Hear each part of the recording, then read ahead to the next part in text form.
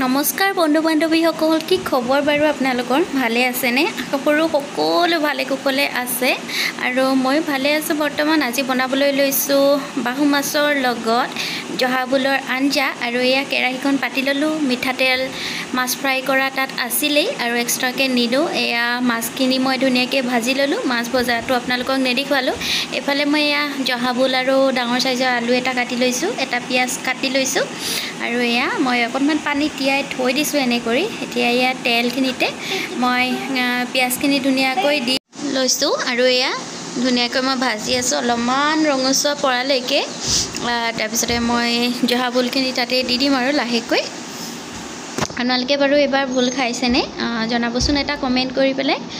ভোল হওক জিকা হওক খাবলৈ বহুত ভাল লাগে, আমাৰ শৰীৰৰ কাৰণেও ভাল হয়, খাব লাগে সকলোৱে।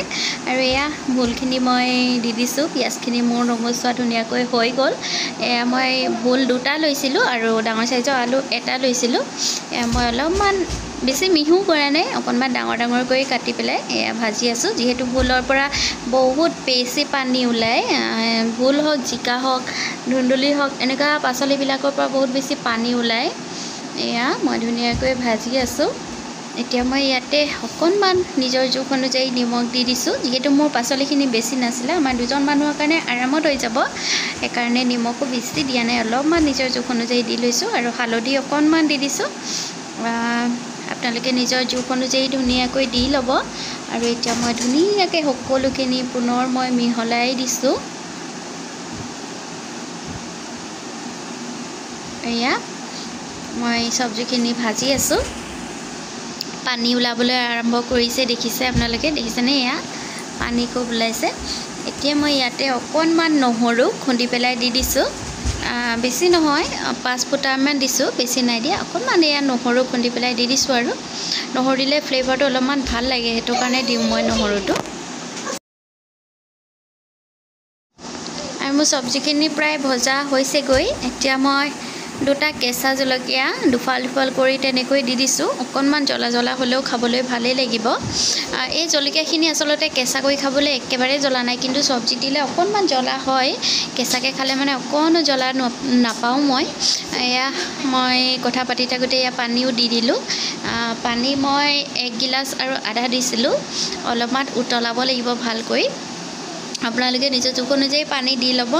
এয়া মোৰ চব্জিখিনি ধুনীয়াকৈ উতলি আছে আৰু মই মাছ দি দিছোঁ।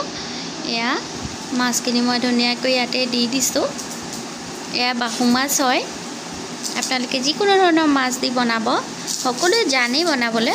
তথাপিও মইনো কেনেকৈ বনাওঁ সেয়া আপোনালোকৰ লগত অকণমান শ্বেয়াৰ কৰিলোঁ। আশা কৰোঁ ভিডিঅ'টোত বহুত বেছি মৰম দিব আপোনালোকে আৰু কেনে পালে চাই জনাব দেই। এয়া 3 পিচ মাছ দি দিছোঁ আৰু ফ্ৰাইকৈ বাকীখিনি মই ৰাখি থৈছোঁ। এতিয়া সকলোখিনি পুনৰ ভালদৰে মই মিলাই লৈছোঁ। ঢাকনিখন লগাই মই আৰু 10 মিনিটমান ভালদৰে উতলিবলৈ দিম। যিহেতু মাছটো ধুনীয়াকৈ ৰসটো ধুনীয়াকৈ ওলাব লাগিব। আৰু এয়া মোৰ চব্জি ধুনীয়াকৈ উতলি গ'ল। মাছৰ পৰাও যিখিনি ৰস ওলাব লাগে সেয়া ওলাই গ'ল আৰু এয়া মোৰ চব্জি প্ৰায় ৰেডি হৈ গৈছে। কেনেকুৱা দেখিছে আপোনালোকে কমেণ্ট কৰিব দেই। আৰু এক্সট্ৰাকৈ নেদেখাওঁ, আৰু ইমানখিনিয়ে আপোনালোকক দেখুৱালোঁ। আৰু খাওক ভোল, জহা ভোল, আৰু গোন্ধটো বহুত বেছি ধুনীয়া হয়। জহা ভোল আপোনালোকেতো জানেই ন, বহুত বেছি ধুনীয়া গোন্ধ। তো আজিলৈ বাই বাই। নতুন এটা ভিডিঅ'ত লগ পাম। কেনেকুৱা পালে জনাব। Bye bye.